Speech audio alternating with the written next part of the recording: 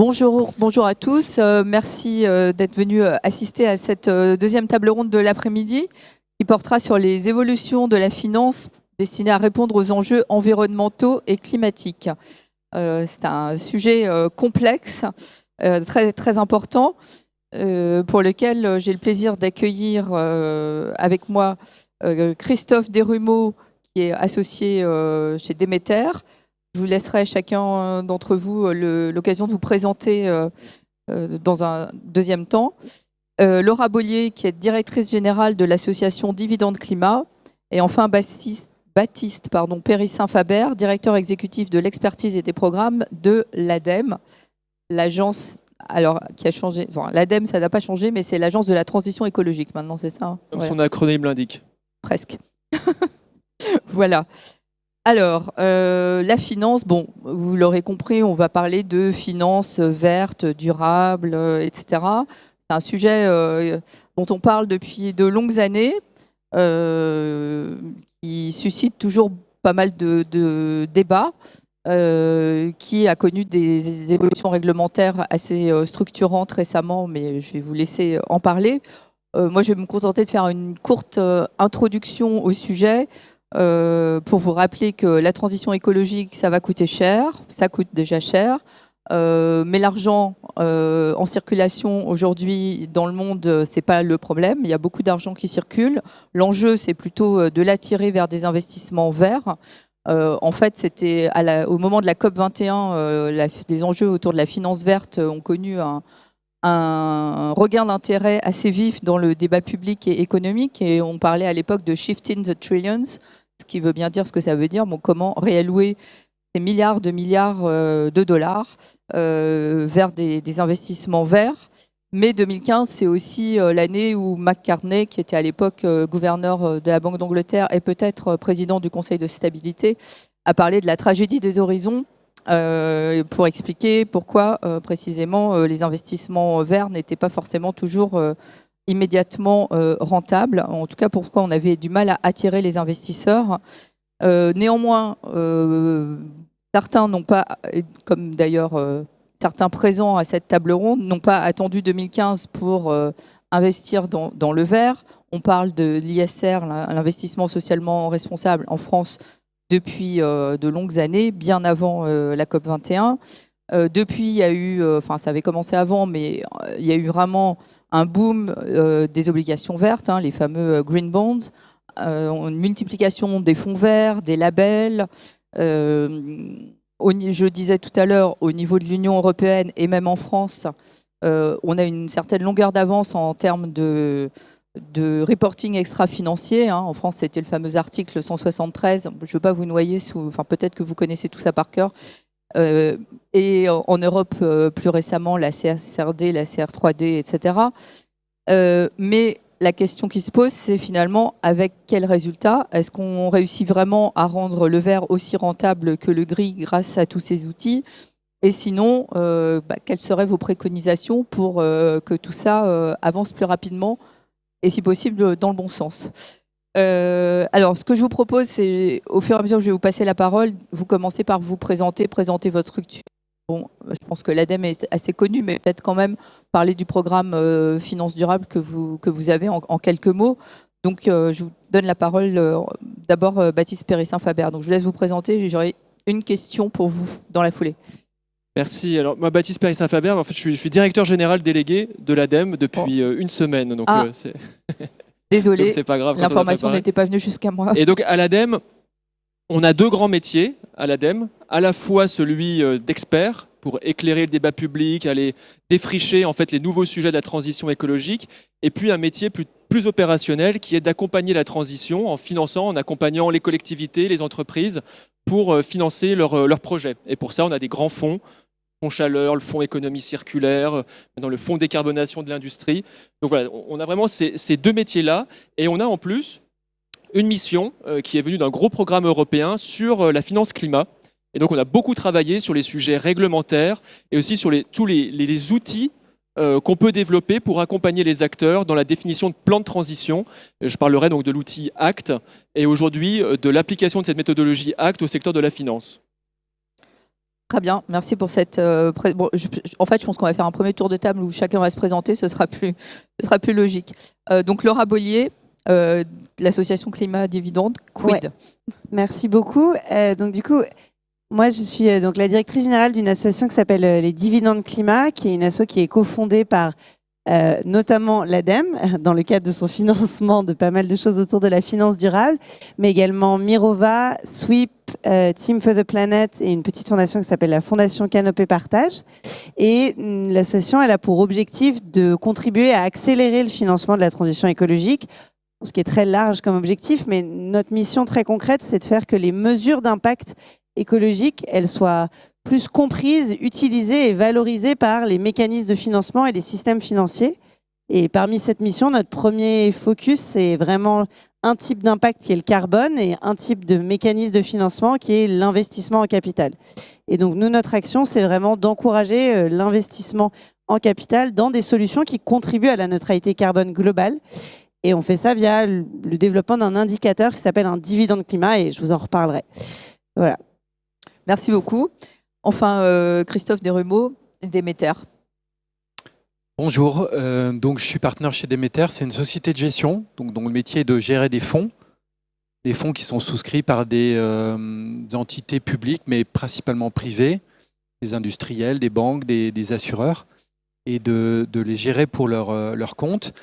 Demeter a été créé en 2005 et a pris le parti dès le début d'investir exclusivement dans la transition écologique, ce qui évidemment à l'époque était un pari pionnier, on y reviendra tout à l'heure. L'activité s'est beaucoup développée depuis, on gère 1,3 milliard qui sont ventilés dans on va dire dans des métiers différents de l'investissement, le financement d'infrastructures, donc des sociétés de projets, capital développement, donc PME, ETI de croissance rentable, et puis capital risque, donc le domaine des startups. 233 sociétés investies à date, il en reste 165 dans le portefeuille, donc vous voyez qu'il y a une certaine volumétrie, on a une quarantaine de personnes, avec un centre de gravité français, mais une activité France-Europe, on va dire au sens large du terme. Merci beaucoup pour ces présentations. On va entrer dans le vif du sujet. Donc, Baptiste Périssin-Faber, quand on a préparé ensemble cette table ronde, vous m'avez dit il ne s'agit pas tellement de verdir la finance, il s'agit de verdir l'économie. Ce à quoi je vous ai répondu, et je le refais ici même, est-ce que quand même la finance n'a pas un rôle de levier à jouer dans ce verdissement de l'économie, et si oui, lequel? Alors d'abord, je voudrais dire un grand bravo à Polytech là, pour s'ouvrir à ce sujet de la finance. J'allais dire, c'est un peu nouveau. Effectivement, j'avais prévu de le dire. Merci de le faire. C'est un peu nouveau. C'est vrai que d'habitude, on parle d'économie circulaire, d'eau, d'énergie renouvelable. Et donc là, je pense que c'est un peu la première fois qu'il y a ce sujet de la finance qui est mis sur la table. Ensuite, il ne faut pas se tromper de combat. Le but, c'est bien de verdir l'économie. Et verdir l'économie, ça veut dire passer à l'échelle toutes les belles solutions qui sont présentes dans ce salon, mais c'est aussi accompagner ceux qui n'ont rien à voir avec des services à l'environnement ou avec l'industrie de l'environnement. Et donc cela, il faut les accompagner pour qu'ils se décarbonent et qu'ils se verdissent. Et ensuite, la finance, elle, verdir la finance, ça ne veut pas simplement dire sortir de son portefeuille tout ce qui est sale, tout ce qui est un peu trop industriel, donc avec beaucoup d'énergie, et donc se concentrer sur les services, par exemple. Ça réduirait l'empreinte carbone d'un portefeuille, d'un acteur financier, mais ça ne verdirait pas l'économie. En même temps, si tout le monde le fait, oui. Oui, mais il restera quand même, on aura quand même toujours besoin de produire des bâtiments, de produire des infrastructures, produire des machines qui, elles, incorporent de l'énergie. Donc on voit bien que l'enjeu, c'est vraiment pour la finance, d'être celui qui va être le catalyseur de la transition en accompagnant les acteurs dans cette transition. Et donc c'est vrai que c'est un métier, il y aura toujours des pionniers, et je crois que Demeter en fait partie, qui eux, c'est leur... il en parlera mieux que nous, il en parlera mieux que moi, hein, mais c'est un axe stratégique de développement, un positionnement stratégique d'aller chercher les nouvelles solutions. Mais pour le mainstream de la finance, l'enjeu, c'est pas de se concentrer sur les acteurs qui sont la solution, mais c'est de définir dans son portefeuille, secteur par secteur, des trajectoires de transition et comment, dans le dialogue que les banques ou que les investisseurs ont avec les actionnaires ou avec leurs clients, une stratégie de transition équipée leurs clients d'outils pour les accompagner dans la définition de ces plans de transition et de progressivement exclure les chemins de financement qui ne seraient pas compatibles avec une vision sectorielle de décarbonation de l'économie. Donc c'est un rôle qui est essentiel, il ne faut pas minimiser le rôle de la finance. Ça demande, je pourrais revenir, de se former à de plein de nouveaux enjeux. Oui, on va y revenir, et on y reviendra. Ouais. Mais oui. J'ai perdu ma question. Alors, Christophe Desrumeaux, est-ce que vous vous considérez, enfin Déméter, comme en effet un pionnier dans la finance verte durable? Et est-ce que vous reconnaissez qu'en effet, tout positif que soit votre positionnement, vous ne contribuez pas vraiment à verdir l'économie? C'est-à-dire qu'en fait, vous vous concentrez, oui, peut-être en finançant des solutions qui elles-mêmes vont contribuer à le faire.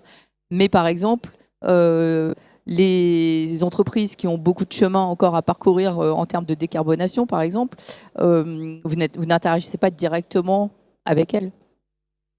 Donc sur la première partie de la question, donc le pionnier, j'espère que la réponse est oui. Mais je vais apporter un petit peu, oui. Voilà, mais je vais apporter des arguments pour alimenter ça.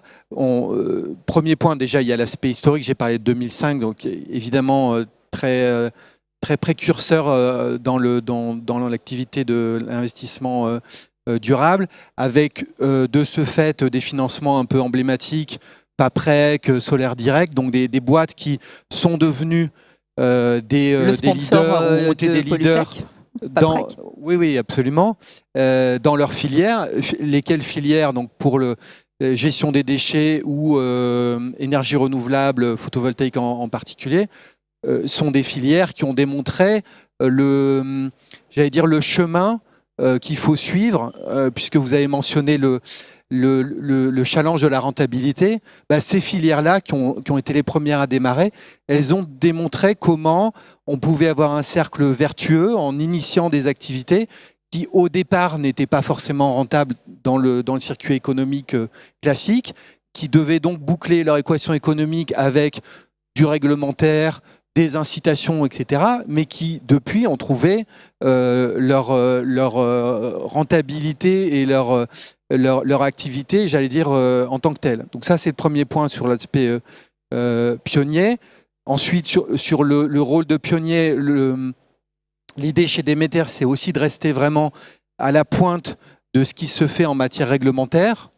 Donc je voudrais prendre une minute pour parler de la SFDR, qui est quand même aujourd'hui, pour nous, dans la finance durable, le cadre de référence. Donc ça veut dire Sustainable Finance Disclosure Regulation. Ça définit les catégories dans lesquelles les fonds se placent. Pour faire assez simple, article 6, vous n'investissez pas ou vous n'avez pas de critères de durabilité dans vos investissements. Article 8, vous investissez dans des activités qui, même si ça n'est pas leur vocation première, améliorent certains critères de durabilité et d'impact, sociaux ou environnementaux. Et puis le dernier né, article 9, le plus exigeant, et aujourd'hui on a déjà 7 fonds et 27% des actifs sous gestion chez nous qui sont article 9, et tous nos fonds le sont depuis 2021, vous n'investissez que dans des activités dont la vocation première, la raison d'être, est d'apporter des solutions durables dans leur filière. Et cette notion d'intention, elle est effectivement extrêmement forte et extrêmement importante. Il y a d'autres, contraintes, mais qui sont là pour la bonne cause aussi, qui vont avec l'article 9, mais on ne va pas prendre trop de temps là-dessus. Donc, pionnier, oui. Et puis, ambition de le rester en restant à la pointe de ce qui se fait en matière de réglementaire. Je ne veux pas être trop long, mais je n'ai pas répondu à la deuxième partie en disant on ne verdit pas l'économie. Donc, bien sûr que si. J'ai donné deux exemples et on continue à le faire en impulsant de nouvelles solutions technologiques, industrielles, etc. dans les filières qui ensuite doivent trouver leur rentabilité. Et la bonne nouvelle, c'est qu'on voit aussi de plus en plus un alignement très tôt entre la rentabilité économique des sociétés et l'impact qu'elles amènent. Pour tout un tas de raisons, y compris alignement du personnel, du recrutement, pour qui toutes ces notions-là aujourd'hui sont absolument centrales. Et donc on a de plus en plus un alignement des planètes qui est positif là-dessus. Effectivement, c'est la vraie bonne nouvelle, parce que j'allais vous poser la question. En 2005, Demeter, vous faisiez un peu un pari sur l'avenir, parce que finalement, ces investissements n'étaient pas rentables à moyen terme, qui sont les logiques d'investissement traditionnelles. Comment vous avez géré cette... vous n'étiez peut-être pas chez Demeter à l'époque, mais comment les pionniers ont-ils géré cet aspect de prise de risque? Alors, vous allez me dire, c'est le propre du capital risque, mais néanmoins, vous êtes la preuve en tout cas que dans le moyen terme, c'est rentable. Alors nous, de toute façon, on n'oppose pas rentabilité économique et investissement à impact positif. Oui, mais vous faites pas comme de la je viens de le dire, philanthropie de non plus. moins en moins. Oui. Donc c'est vrai qu'historiquement, les paris qui ont été faits dans les filières comme celles que j'ai mentionnées, elles reposaient sur des équations, des paris, oui, et des équations économiques qui bouclaient, et c'est encore en partie vrai aujourd'hui évidemment, sur une équation de marché, du réglementaire, des incitations. Et c'est là où toutes les parties prenantes doivent s'aligner sur le plan, les priorités en termes de segments. Un exemple, je pense, un segment assez emblématique de ça, c'est l'économie circulaire. L'économie circulaire, c'est extrêmement vertueux par principe. Par contre, il y a encore beaucoup de produits et de filières où l'équation économique n'est pas encore là. Et donc, il faut, mais vous l'avez souligné, temporairement, il faut accompagner pour arriver, et ça se fait encore une fois de plus en plus vite, à un modèle qui est viable économiquement en tant que tel. Réduire la tragédie des horizons. La fameuse tragédie des horizons. Alors, Laura Bollier, expliquez-nous un peu comment fonctionne Dividende Climat et, de votre point de vue, le manque que ça vient combler dans cet univers qu'on commence à esquisser depuis quelques minutes. Je pense que c'est une super intro pour comprendre effectivement le manque auquel cherchent à répondre les dividendes climat, à la fois dans ce qu'a dit Baptiste et dans ce qu'a dit Christophe. On voit bien qu'aujourd'hui, il y a une double problématique. C'est qu'il y a des entreprises qui ont un impact de décarbonation qui peut être très fort, et pour autant, au départ, elles vont avoir des empreintes carbone assez lourdes. Baptiste parlait dans des industries, de la mobilité, de la rénovation énergétique. Et donc, si ce genre d'entreprise, on les regarde que au prisme de leur impact négatif en absolu et à court terme, en fait, on n'a aucun moyen de les favoriser par rapport à du logiciel, du service, etc. Alors qu'en fait, on en a quand même vraiment besoin, puisqu'elles ont un impact de décarbonation important. Donc, il y a un premier besoin, c'est de changer, ou en tout cas de compléter la logique, pour ne pas être que sur une mesure en absolu et très statique de l'impact, mais d'être dans une démarche finalement assez similaire à celle qu'on peut avoir sur de l'investissement. C'est-à-dire que potentiellement, il vaut mieux dépenser 10 tonnes de carbone si demain, ça nous permet d'en éviter 90, plutôt que d'en dépenser qu'une pour en gagner 2 ou même n'en gagner aucune dans certains secteurs. Donc, c'est vraiment déjà de changer cette approche pour pouvoir être vraiment dans cette démarche de OK, quelle est la contribution nette positive, quelle est cette création de valeur climatique. Et ça répond également à ce que soulignait plus Christophe, qui est que ça peut être vrai d'activités qui sont rentables dans tous les cas. La rénovation énergétique, ils n'ont pas de problématique de financement, ils ont cette problématique d'impact. En revanche, il y a d'autres modèles qui ont cette problématique d'impact et qui en plus ont au départ des problématiques de modèles économiques qui vont être compliqués. Et si on arrive à ne pas valoriser uniquement cette partie financière de est-ce que vous êtes rentable, est-ce que vous générez du profit, mais qu'on arrive à prendre en compte aussi une création de valeur climatique, et vraiment on la prend en compte pas juste dans un extra financier reporting pour faire plaisir et pour mettre ça sur son mur, mais on arrive à la prendre même dans des modèles de valorisation financière, et bien là, on donne une vraie chance à ce genre d'entreprise, à ce genre de projet, de pouvoir dès le départ être financer, être valorisé, être attractif. Donc c'est vraiment ces deux éléments-là que nous, on vient adresser. Et donc en fait, très simplement, enfin, peut-être un peu ambitieux de dire ça, mais un dividende climat, c'est le miroir d'un dividende financier pour le climat. Donc c'est une mesure d'une création de valeur climatique, de cette contribution nette positive qui va être le plus standard, comparable possible, exactement comme 1 euro de chiffre d'affaires ou 1 euro de dividende financier. Quelle que soit l'entreprise, c'est la même chose pour tout le monde.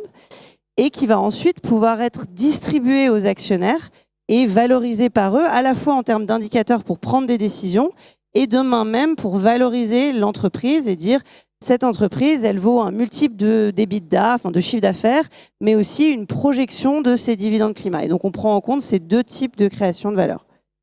Et peut-être je finirai juste pour que tout le monde soit concret, mais un dividende climat, ça représente 1 tonne de CO2 évité ou séquestré.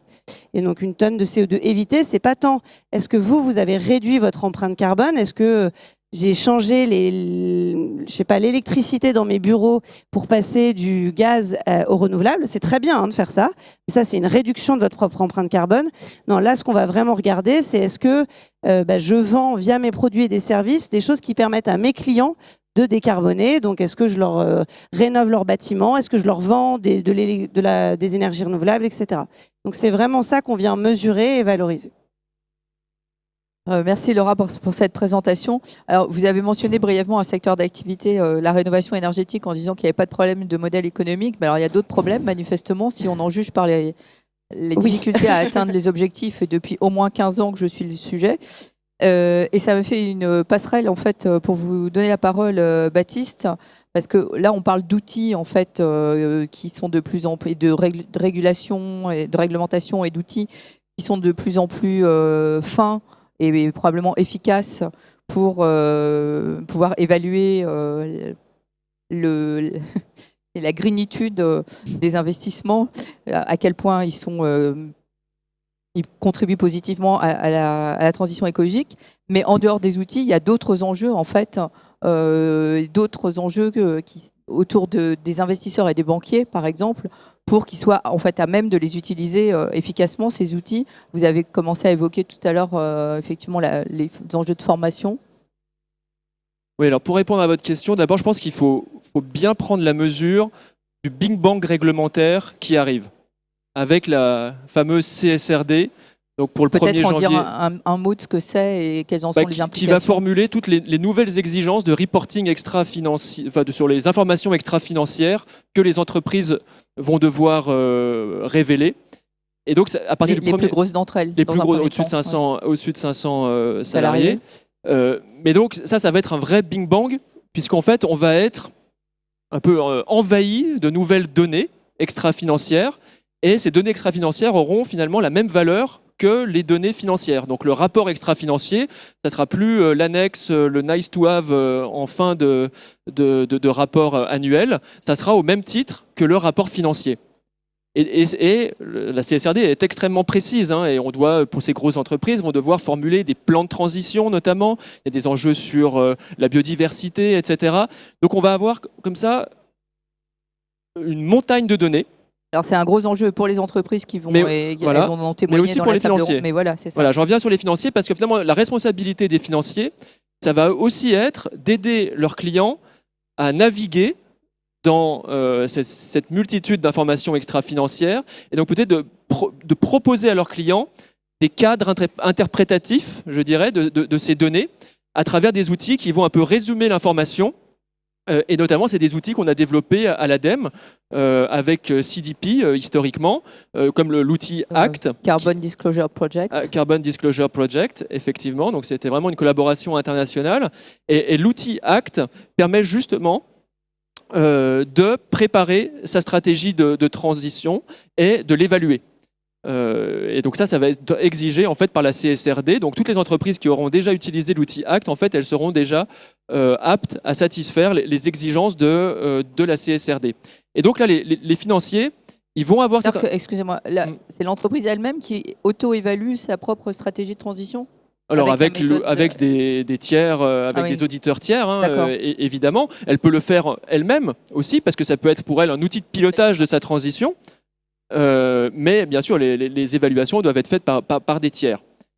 Et donc là, les financiers, ils ont à la fois une responsabilité, alors les investisseurs en tant qu'actionnaires dans leur dialogue actionnarial, Et c'est les fameux Say on Climate, vous savez, où là, les actionnaires exigent aux entreprises Donc qu'elles... c'est lors des AG, quand Lors les des AG, entreprises présentent voilà. leur stratégie climat. Et ça peut être très puissant, hein. On le voit aujourd'hui, ça fait souvent la une des journaux.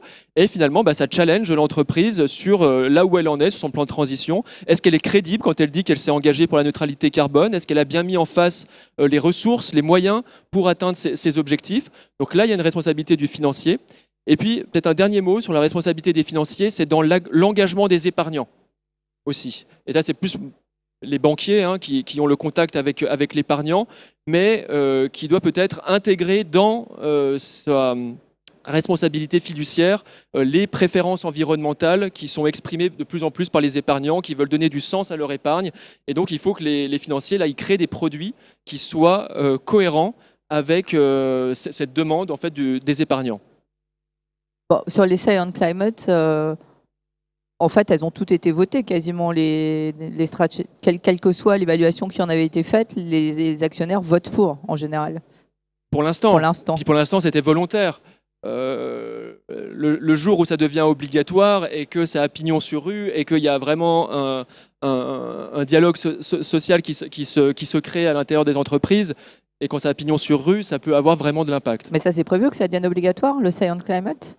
Alors, je n'ai pas vu, il y a eu, c'était dans la loi Industrie verte, la CMP a dû se tenir hier, donc je ne sais pas ce qui est sorti. Je n'ai pas vu la fumée blanche sortir de la CMP. Mais en tout cas, c'est dans les tuyaux. C'était dans les tuyaux. D'accord, très bien. Bon, et vous nous aviez mentionné en préparation de cette table ronde la nécessité pour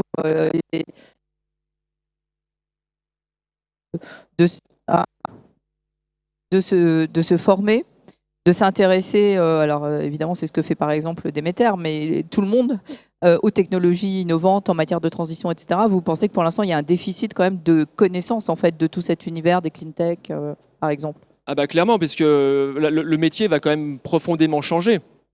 Si les investisseurs ou les acteurs bancaires maintenant, ils doivent connaître les enjeux de transformation technologique de tous les secteurs pour progressivement exclure les mauvais chemins technologiques, ça demande, et puis s'approprier aussi de nouveaux outils. Il y a vraiment de nombreux outils que nous, on a développés à l'ADEME, des diagnostics, d'éco-conception, de chasse au gaspillage sur les différents flux, etc. Ça, il faut que les banquiers, que nous, on a vocation à accompagner au départ, pour montrer que ça fonctionne et que ça crée de la valeur. Mais ensuite, les contraintes sur les budgets publics étant ce qu'elles sont, il faut aussi que le secteur privé s'en empare, crée des nouvelles solutions pour l'incorporer dans des plans de financement des entreprises. Et donc ça demande d'injecter pas mal de matière grise en amont chez les banquiers ou les investisseurs. Donc là, il y a un vaste chantier de formation effectivement à tous ces enjeux. Alors, merci. Chez Demeter, je pense que vous n'avez pas ce problème de formation aux enjeux. C'est dans votre ADN, on va dire. J'espère que non. Mais alors, en termes d'outils, est-ce que vous estimez que vous êtes bien équipé? Est-ce que ça s'enrichit régulièrement? Qu'est-ce qui manquerait encore pour vous aider, vous, en fait, à construire vos portefeuilles et à louer vos investissements? Oui, je pense qu'il y a une palette d'outils qui est déjà assez complète aujourd'hui dans différentes catégories. On a parlé du réglementaire avec la SFDR, il y a la taxonomie européenne aussi, qui définit 6 segments d'activité prioritaires. Et on nous demande, nous, dans nos fonds, de déclarer les pourcentages d'investissement qu'on va flécher dans ces différentes catégories. Mais vous, par exemple, du coup, chez Demeter, c'est 100% ou pas tout à fait quand même? On est 100% investissement à impact durable, en article 9, comme je le disais, ce qui ne veut pas forcément dire 100% taxonomie, puisque la taxonomie, c'est 6 piliers qui sont des sous-segments qui ne couvrent pas 100% des activités durables. Donc, on comprend les enjeux en termes de formation, parce que franchement, on ne simplifie quand même pas la vie des investisseurs. Oui, c'est vrai, mais je pense qu'une manière positive de le présenter, c'est que on construit, et en étant précurseur, on essuie un peu les plâtres de ces mécanismes. Et c'est vrai que quand on remplit les questionnaires sur la taxonomie, etc., on se pose la question que vous venez de poser en disant il y a quand même quelque chose un petit peu bizarre, etc. Et donc, dans les V2 et les V3, etc., on va améliorer tout ça pour rendre l'exercice plus lisible et globalement plus cohérent. Donc, en réglementaire, puis après, au niveau français, il y a évidemment des des choses. Bon, je pense qu'on est bien outillé. L'axe de progrès, il est probablement de faire évoluer ces règles-là en termes de lisibilité et de cohérence globale. Mais je pense qu'il y a ce qu'il faut. Ensuite, au niveau des sociétés de gestion, on a aussi des outils internes assez classiques qu'on utilise. Il y a le règlement des fonds qui nous permet, avec les souscripteurs, de définir par contrat les domaines d'exclusion, donc armement, jeux, etc., dans lesquels on s'interdit d'investir. Ça aussi, c'est un outil... Mais là, typiquement, c'est un peu ce que je vous reprochais au début de la table ronde. Enfin, la technique de l'exclusion, enfin, ça fait partie des débats que vous connaissez mieux que moi, sur... ça n'aide pas en fait ces secteurs-là. Alors bon, je ne sais pas si l'armement, le tabac, etc. ont oui, l'exclusion, on l'utilise vraiment sur des domaines, il n'y a vraiment rien à en tirer. Difficiles, voilà. Ils sont irrécupérables. Et ensuite, à l'intérieur du terrain de jeu, il y a les outils pour faire du fléchage de qualité, et ensuite des outils de mesure. Dans les outils internes, en dehors du règlement, le deuxième outil principal qui est utilisé sont les grilles d'impact, puisque le réglementaire, il pose le cadre, en fait, mais après, dans le fond, concrètement, on dit, voilà, on a 15 sociétés, et il faut regarder donc pré-investissement sous forme d'audit. Classiquement, on faisait des audits financiers, juridiques, propriété intellectuelle, etc. Maintenant, systématiquement, audit ESG, et pas fait par des métairs, bien sûr, fait par un tiers de confiance. Si j'en cite, je vais en oublier certains, donc je suis désolé, mais un Carbone 4, un Greenflex, etc. Tous les, voilà, qui sont des tiers de confiance. Je pense que ce mot-là, il est très important. Il ne s'agit pas de s'auto-évaluer sur son propre travail et sur l'impact du portefeuille. Ce sont à ces instituts-là de le faire. Pré-investissement, donc je dis audit systématique, revue annuelle jusqu'à la sortie du portefeuille. Et on agrège tout ça au niveau d'un fonds pour avoir une notation extra-financière. Et cette notation extra-financière, il y a un bon outil, aussi une bonne pratique que je voudrais partager avec vous aujourd'hui, c'est que la rémunération de la société de gestion, elle est modulée et de manière significative. On parle de 25 à 30% chez nous en fonction des fonds. Elle est modulée en fonction de la performance extra-financière. Donc là, on aligne les intérêts, très concrètement, on joint les actes à la parole pour dire on flèche, on mesure, et on est tous incentivés, pardon pour l'anglicisme, alignés sur la performance extra-financière. Donc des outils, je pense qu'on n'a pas besoin d'outils supplémentaires. Je ne reviens pas sur dividende climat, évidemment, qui a été évoqué. Je pense que l'enjeu, c'est lisibilité, cohérence, et surtout, je pense qu'il y a un mot-clé, c'est la standardisation. C'est-à-dire qu'on est encore, et c'est normal parce que, on l'a dit, l'écosystème, les outils sont en cours de définition. Et je pense que l'énergie collective, elle doit vraiment être fléchée sur la standardisation des process de calcul, des tiers de confiance, un petit peu comme ça se fait dans les professions réglementées de la finance. Je pense que ce qui est très intéressant dans l'approche dividende climat, c'est ce miroir de l'aspect financier.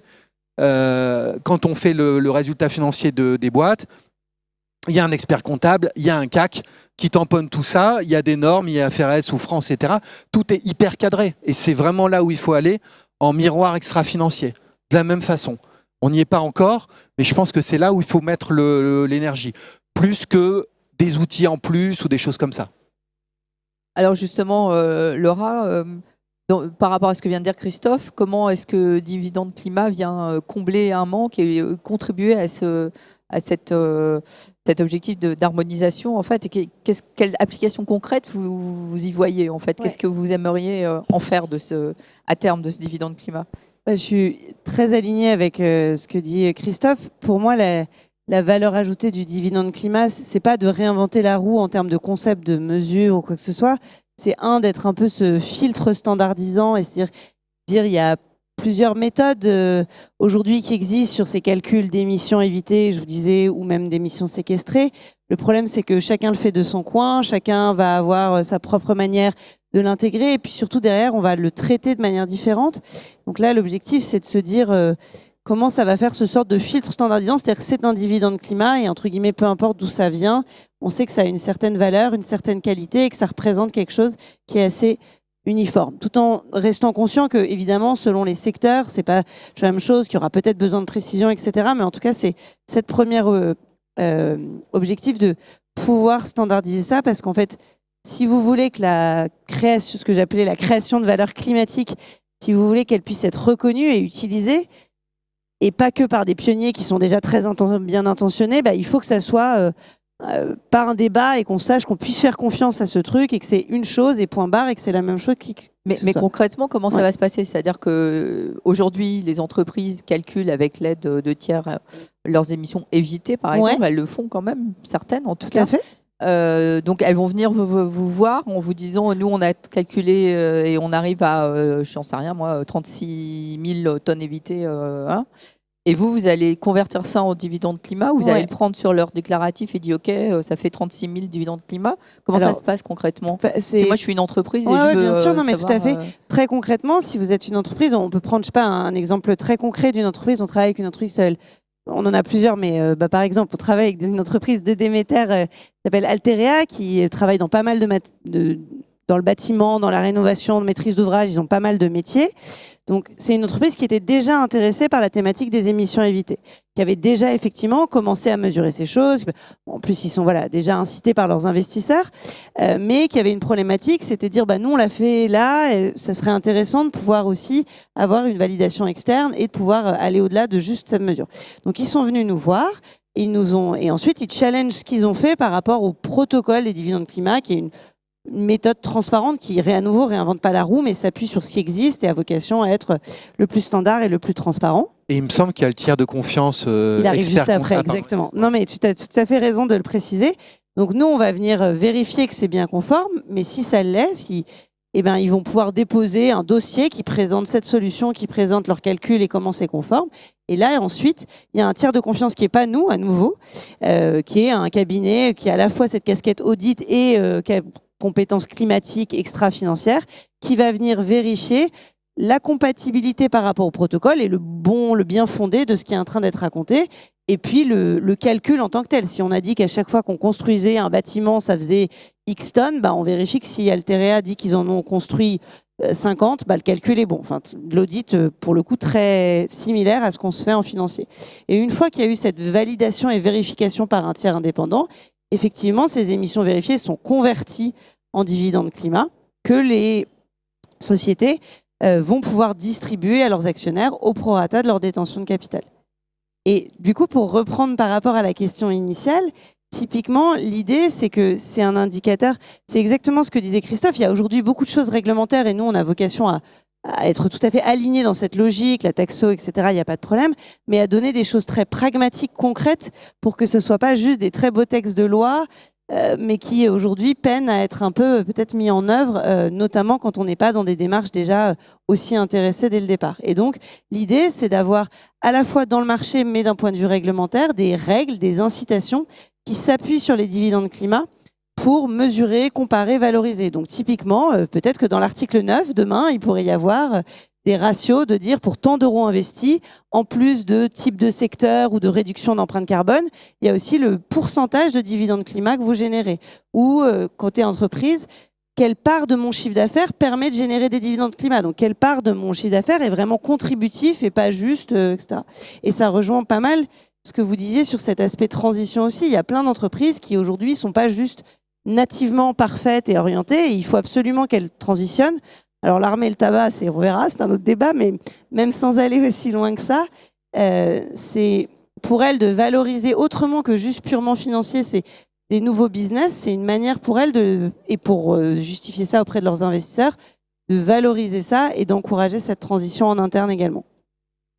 Alors, je vais repasser la parole à Christophe, puisque justement, donc, vous aviez mentionné Alterea, qui est une de vos participations. Vous, chez Déméter, qu'est-ce que vous recherchez, qu'est-ce que vous espérez auprès de Dividendes Climat? Qu'est-ce que vous en attendez en fait de cette expérience que vous menez, une de vos participations mène? On cherche à ce que ces pilotes, Alterea, ça a été dit, ils sont dans la rénovation énergétique des bâtiments. C'est un segment facile sur ce type de... Parce que c'est effectivement leur vocation d'intervenir pour baisser la facture énergétique d'un bâtiment, qui a un référentiel antérieur bien compris. Donc on sait calculer le delta, etc. Donc on ne l'a pas choisi par hasard.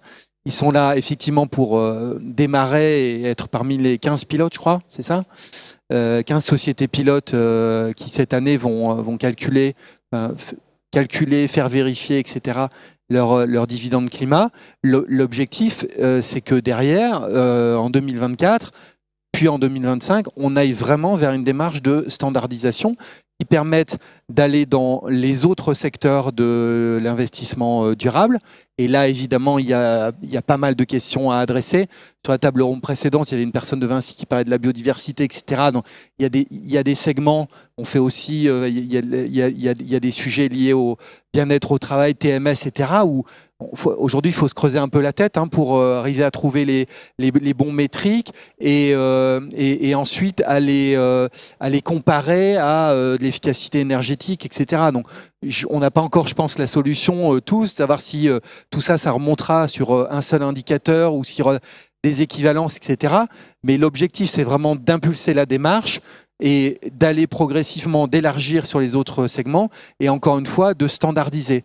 Que l'ensemble des acteurs s'approprient les mécanismes, la méthodologie, qu'il y a un écosystème tiers de confiance qui permette de tamponner tout ça et de référencer, éviter le greenwashing et l'auto-certification ou l'auto-évaluation, pour que, in fine, on puisse effectivement comparer la performance et l'efficience de l'investissement durable. Aujourd'hui, c'est quasiment infaisable. Il faut vraiment aller les creuser. L'idée, c'est que demain, ça soit direct, relativement immédiat et surtout non discutable. Merci. Alors, Baptiste, vous soutenez cette initiative. Donc, même question, mais du point de vue de l'ADEME.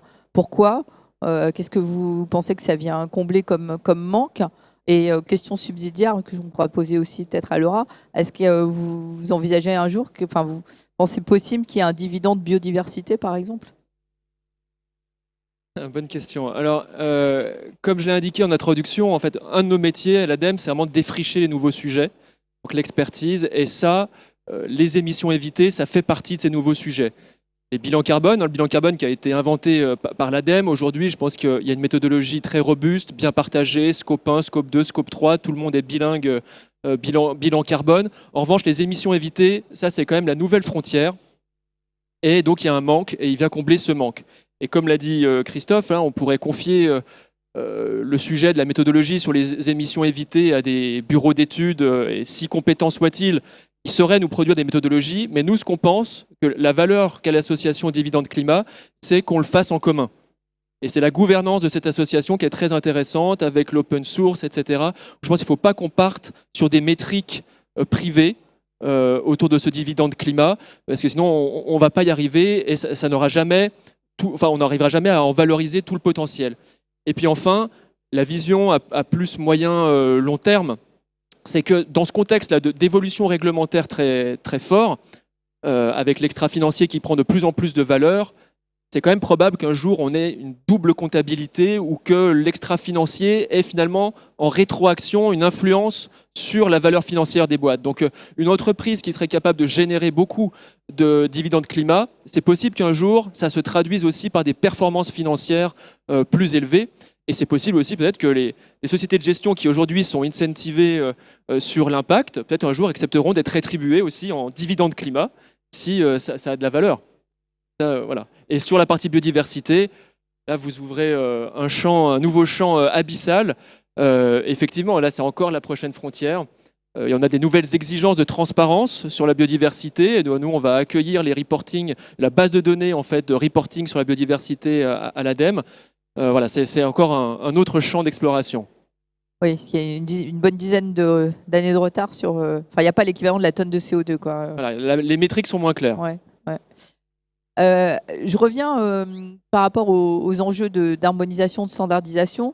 Quand on s'est parlé en amont de cette table ronde, vous m'avez dit à un moment, on pourrait imaginer que les trajectoires de décarbonation des entreprises, en fait, soient soumises aux trois principales méthodologies, dont ACT, et il y en a d'autres. De la même façon que dans le financier, on a Standard & Poor's, Moody's et Fitch.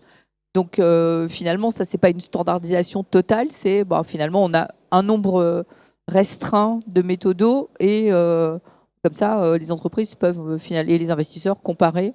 Est-ce que vous voulez reparler de ça et qu'est-ce que vous en pensez? Oui, dites-moi. Oui, alors sur l'évaluation, je pense que c'est important qu'il y ait des regards, parce que dans l'évaluation, il y a toujours une part d'appréciation, une part qualitative, et là, on peut imaginer de la biodiversité. Une once de subjectivité. Donc, voilà, mais par contre, pour le sous-jacent, la mesure de cette tonne de CO2 évitée, là, je pense qu'il faut qu'on ait des standards vraiment partagés, au moins à l'échelle européenne. Si je peux juste rebondir sur Bien ça, sûr. je suis très alignée et je pense que par rapport à la question sur l'indicateur biodiv et les autres aspects, nous, c'est pour ça qu'on a fait aussi le choix d'être sur quelque chose d'assez précis et qu'en fait, le dividende climat, il n'a pas de... C'est pas un jugement de valeur, c'est ni bien ni mal de distribuer un dividende climat, ça dépend de pas mal d'autres choses. Déjà, combien vous avez mis d'argent, mais aussi d'autres critères à côté. Mais exactement comme distribuer 1 euro de dividende financier, ça peut être bien, comme ça... Enfin, bon, 1 euro, c'est jamais génial, mais 10 millions d'euros, soyons des chiffres un peu plus ambitieux, ça peut être bien comme ça peut être mal, ça dépend de combien vous avez mis d'argent, mais ça dépend aussi de si à côté vous êtes en train de licencier tous vos salariés, il y a un petit problème technique.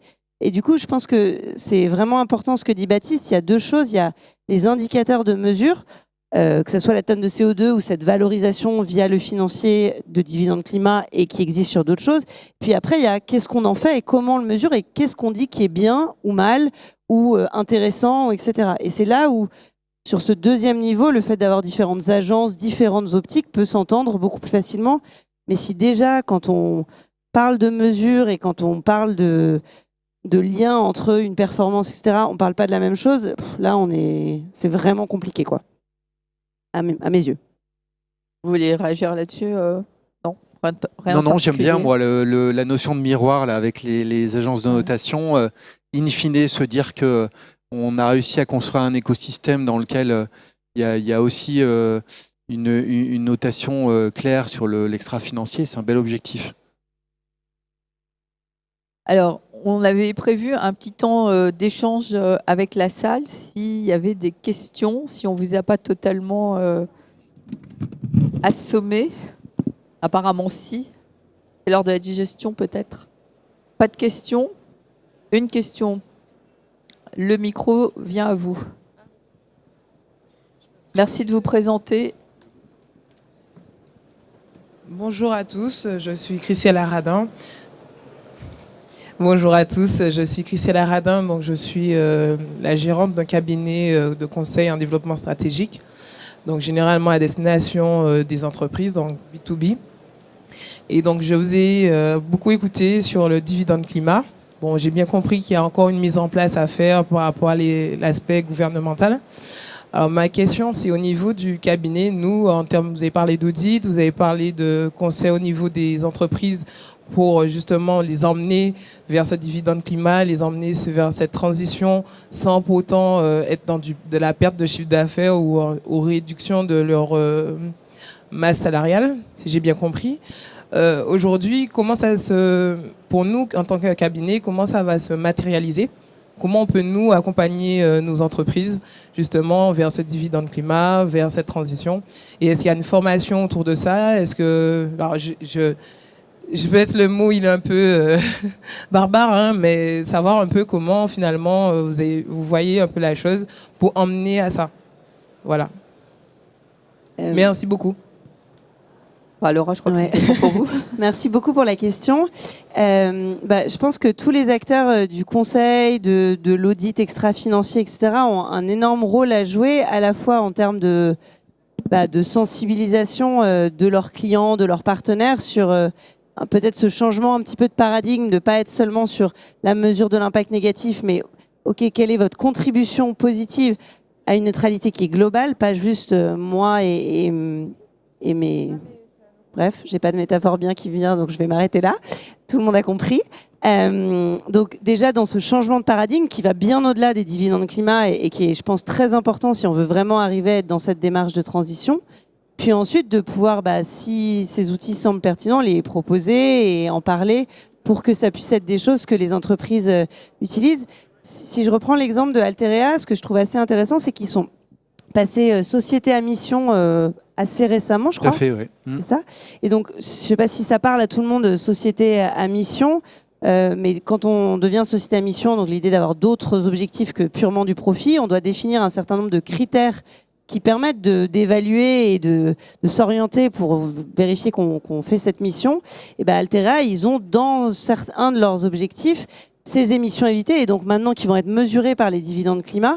Ça, c'est une manière assez concrète de mettre en œuvre ça et d'en faire vraiment quelque chose opérationnel pour que ça. Et puis en plus, ça permet de s'intégrer dans un truc global et pas juste d'être quelque chose comme un cheveu sur la soupe qu'on rajoute et il va falloir un audit exprès à part. Là, c'est le même organisme tiers de confiance qui, dans son évaluation extra-financière de la société à mission, va notamment regarder ça, que nous, on a formé.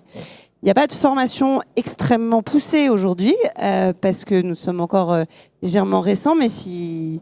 il y a des bonnes âmes qui ont envie de nous aider à monter ces formations, ce serait ravi d'en parler. Mais si on veut aller vers la standardisation, effectivement, c'est Tout à l'étape fait. d'après, d'élargir progressivement les cercles avec un écosystème de plus en plus riche, Exactement, fourni, ouais. etc. Oula, inflation de questions. D'un coup. Bonjour, merci pour cette présentation. En effet, le sujet de la finance aujourd'hui en lien à, je veux dire, le développement environnemental nécessaire pour atteindre les objectifs climatiques est nécessaire. On le voit actuellement, il y a eu le Climate Week à New York, il y a eu Building Bridges à Genève. Aujourd'hui, il y a eu aussi la semaine passée la réunion BPI France. Moi, c'est une question pour vous, Déméter. Comment est-ce que vous vous positionnez par rapport à BPI France et voilà, l'analyse financière que vous apportez pour pouvoir soutenir certaines sociétés dans leur développement? Pourquoi Papyrec a été choisi? Pourquoi Alterea? Qu'est-ce qui, voilà, c'est un peu deux questions. Qu'est-ce qui justifie l'investissement? Et de l'autre côté, comment est-ce que vous vous positionnez par rapport à BPI France? Donc BPI France, nous on a une relation qui est multiple avec eux. BPI France est souscripteur. Je disais tout à l'heure, on est société de gestion, on gère des fonds pour compte de tiers, donc des tiers qui investissent dans ces fonds, en majorité privés, mais il y a des entités publiques comme la Caisse des dépôts et bien sûr BPI France. Donc BPI est donc souscripteur d'un certain nombre de fonds gérés par Déméter. Donc évidemment, dans leur décision d'allouer une partie de leur poche qu'on appelle fonds de fonds, donc qui vont dans des fonds externes, il y a cette dimension impact, durabilité, etc. Donc, et de plus en plus. Donc pour nous, c'est important aussi de pouvoir montrer, comme je le disais tout à l'heure, nos pratiques à l'état de l'art, de rester à la pointe en termes de réglementation, etc., pour continuer à attirer BPI France en souscription en fonds de fonds. Ensuite, on est co-investisseur dans un certain nombre de participations, puisque BPI France a également des fonds qu'il gère en direct. Et donc, ça nous permet d'avoir des abondements en fonds propres par ce biais-là. Nous, quand on apporte 5 millions, on peut augmenter les tours de table avec des fonds partenaires, dont des fonds gérés par BPI France.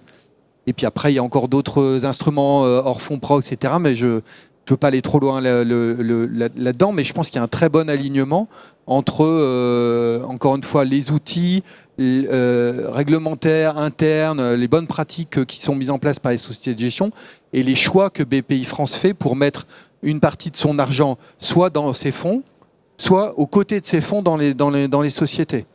Et avoir des référents qui effectivement font des paris et évaluent les sociétés et des gens qui peuvent se positionner, je pense que Déméter peut le revendiquer comme des investisseurs de confiance dans ces segments-là, c'est quelque chose d'important. Et votre deuxième question, c'était, pardon, je l'ai oublié. Le choix de ces sociétés, oui. Comment est-ce que vous évaluez justement? Est-ce que vous utilisez les ratios qu'on essaye d'avoir qui permet de valider les taxonomies vertes typiquement. Qu'est-ce qui aujourd'hui fait que, ok, on y va pas? Est-ce que finalement, voilà, vous faites vous aussi ce miroir en tant que précurseur dans le Donc, domaine comme je l'ai dit, nous, entre l'indicateur financier Ouais. et l'indicateur environnemental? Oui, merci. On fait un audit ESG avant chaque investissement qui nous permet effectivement d'évaluer avec un cabinet expert l'impact positif de l'activité de la société dans sa filière sur un certain nombre de... C'est du multicritère, hein. Donc il y a du E, il y a eu du S, il y a du G. On fait même des choses encore un peu plus innovantes en plus de ça. Et puis aussi l'absence d'externalités négatives. Ça, c'est aussi un élément important de l'article 9 dont j'ai parlé tout à l'heure. C'est bien de pouvoir démontrer qu'un nouveau produit, un nouvel acteur intercepte sa filière de manière vertueuse sur le carbone, l'énergie ou l'emploi de ressources.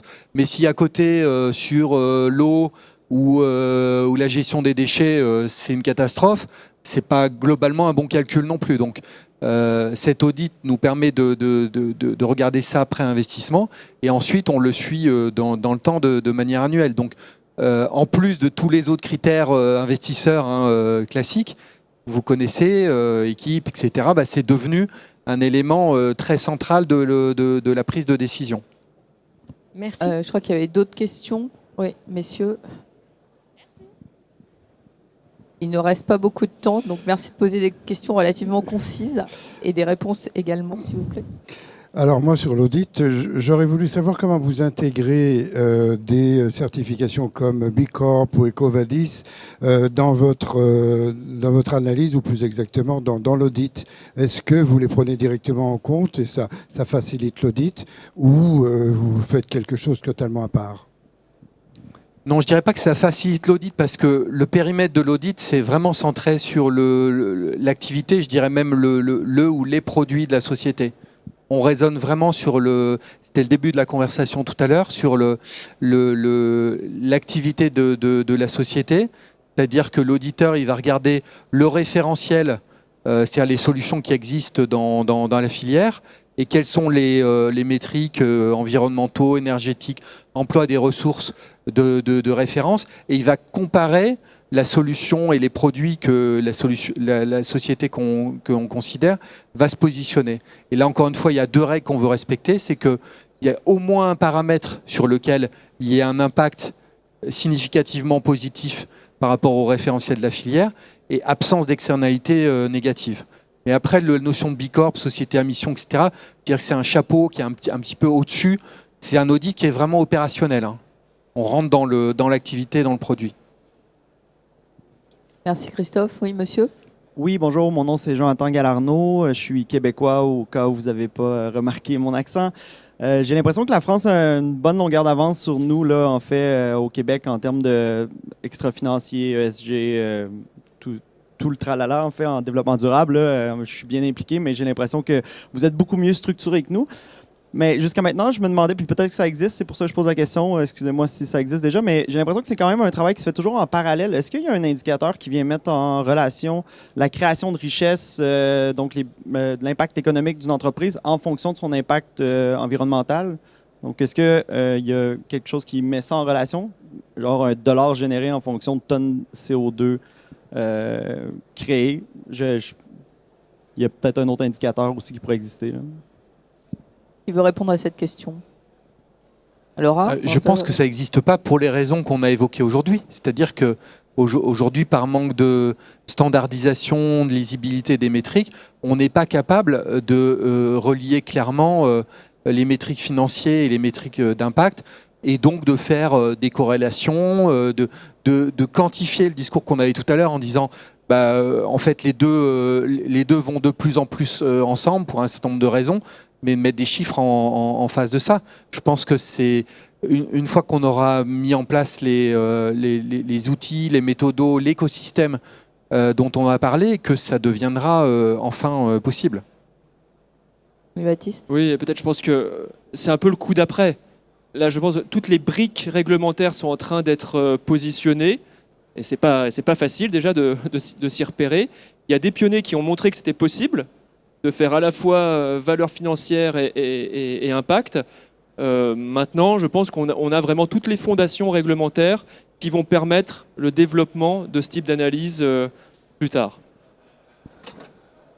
Merci beaucoup. Il y a encore une question? Ce sera une dernière question alors. Bonjour, Stéphane Luce. Je suis consultant en développement industriel, stratégie industrielle. Je crois qu'il est assez facile d'aller financer la décarbonation des très grands groupes. Un Paprec, un Altéréa, un Erastil, un Mittal, c'est très facile. Aller financer des grands groupes de services, c'est facile aussi. La vraie question à laquelle on est confronté, c'est comment on décarbone tous les petits bataillons de l'industrie française, les entreprises entre 20 et 150 salariés, ceux qui sont abandonnés, qui sont tout seuls, pour lesquels les banques sont en train de commencer à leur demander des critères de décarbonation, et ils sont totalement perdus. Alors ceux qui sont extrêmement pilotes, ils rentrent dans du décarbonation, BPI, ADEME, etc. Mais ça concerne quelques dizaines de PME industrielles françaises. Comment on va aller décarboner tous ces petits industriels français? Et je rejoins ce que vous disiez, Madame Bollier, le gain chez eux est absolument colossal. Le gain à en retirer est absolument colossal. Alors effectivement, ils ne sont pas les 50 premiers producteurs de carbone, de CO2, de tout ce qu'on veut. Mais le gain collectif chez ces gens-là est absolument énorme et on a un vrai intérêt à les accompagner, à trouver des solutions pour les accompagner collectivement. Le gisement, le potentiel d'économie d'émissions, quoi. En fait, moi, je voudrais juste dire qu'on partage exactement le même diagnostic. Il y a un vrai risque que tout un tissu de PME industrielles se retrouve disqualifié dans les appels d'offres des grands donneurs d'ordre parce qu'eux, ils vont exiger pour leur scope 3 des solutions décarbonées. Et si l'outil industriel n'est pas prêt, eh bien, en fait, ils seront même plus éligibles. Donc ça, c'est un vrai risque qui est bien identifié. Et c'est pour ça qu'on a un partenariat avec BPI. Alors, ça ne vise pas qu'une vingtaine de PMI, hein. On vise 5000 entreprises l'année prochaine. Donc, c'est peut-être pas encore à la maille des 25 000 PMI françaises. Mais voilà, le but, c'est vraiment de monter en puissance sur cette cible-là, parce qu'effectivement, il y a à la fois des gisements à aller chercher et surtout un risque d'effondrement économique si tout ce tissu-là n'est pas accompagné. C'est le tissu qui crée de la valeur et qui maintient les emplois sur nos territoires et qui ne partira jamais de nos territoires, hein. Et juste pour, 100% d'accord avec tout ce qui vient d'être dit, et c'est notamment pour ça que je pense que c'est aussi important d'avoir désolé pour l'anglicisme cette fois-ci, mais top-down réglementaire qui vient cadrer, mais qui commence évidemment par les grands groupes, etc.